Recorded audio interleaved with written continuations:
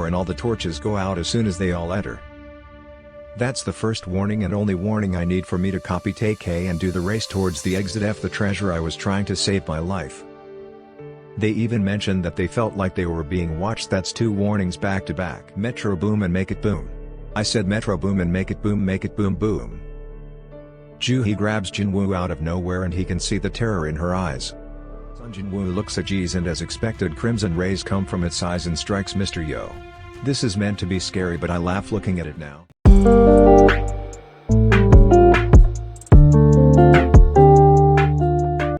Hello everyone, today I will be covering from Mrwebnvel.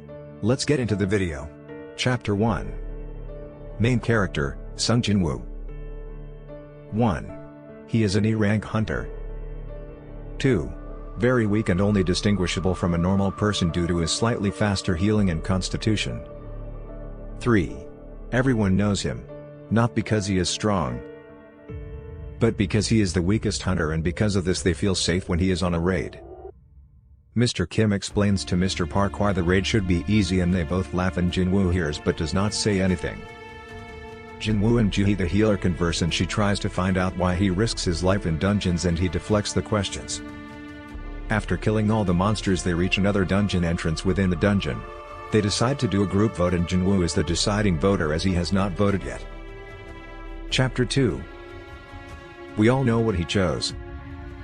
Yep, he said no.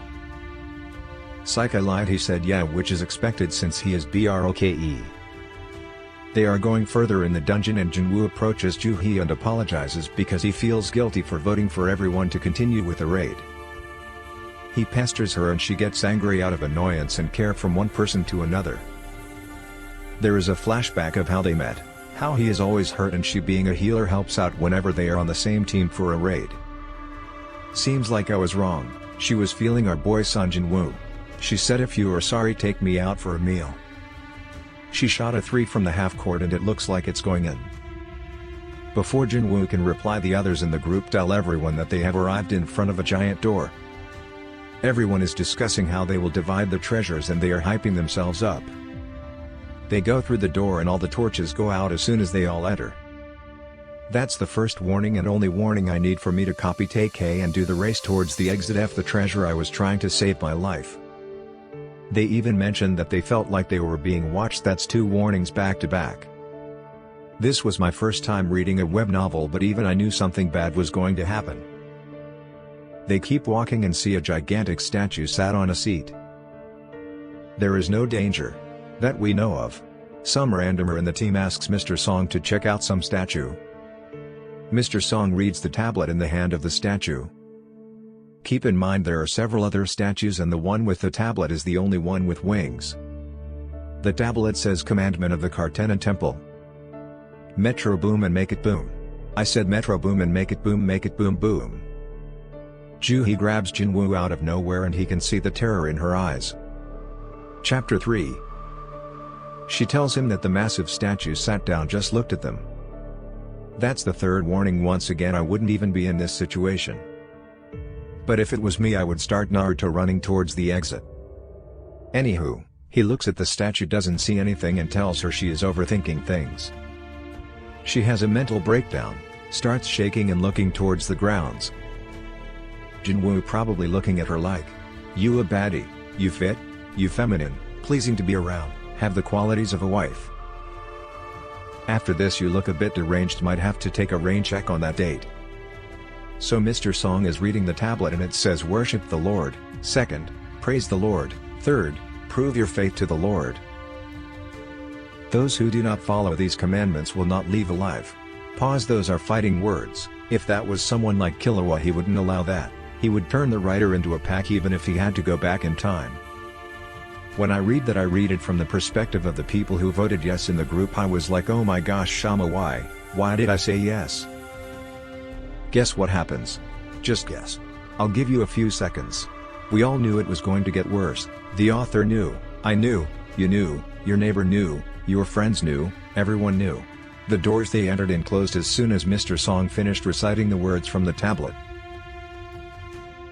The first person to vote no starts running towards the closed door and starts exclaiming that he can't handle it and everyone can have the treasure. I read that and had flashbacks for him, just remembering all the red flags and the point when they voted yes or no to continue going forward. If I was him, I would leave no matter what, even if you paid me £1,000,000. Wait, I might have to reconsider with my imaginary financial advisor, but you get the point. There would have to be reasons for me to keep going.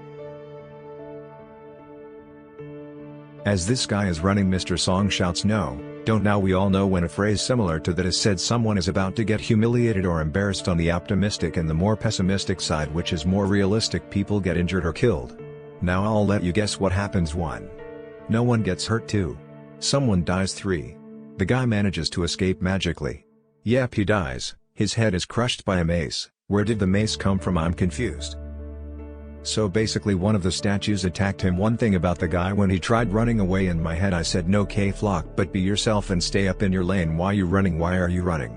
In fact, we aren't going to let this slide. No, Lil Durk, but he would still be alive if you guys ain't gas him up. He had 3 options. Number 1, don't even enter the dungeon, which he didn't do. Fair enough, since he wants to earn money and thought it was an easy raid. Number 2, after all the warning signs, especially the torches going out, he should have gone to the exit. Number 3, he should have stayed with the group, since with numbers there is power. Back to the script. Everyone realizes that everything isn't good, and Sung Jin-woo remembers what Juhee said about the giant statue that's sat down, and he turns his gaze in its direction and sees the statue looking at him. No, not even looking at him, looking into the depth of his soul. I thought he was going to faint. Then he said, "Ah!" The plot armor kicks in, he shouts, "Get down!" and jumps to the ground, pulling Juhee with him. This is because the giant statue, let's call it G, shoots red rays out of his eyes at the group. People are screaming. Nope, not the ones that were struck by the beams. They all turned dust, and another one bites the dust, and another one, and another one, and another one bites the dust. Everyone only survived because our main character told them to get down. Mr. Song loses his left arm, and like an alpha male, is fresh and fit, or Steph as Cold would say, he doesn't moan or grunt. Obviously, he isn't as happy as this guy. Everyone starts complaining. Mr. Yo, a fighter class hunter, decides to do the dash to the door since he fancies his chances.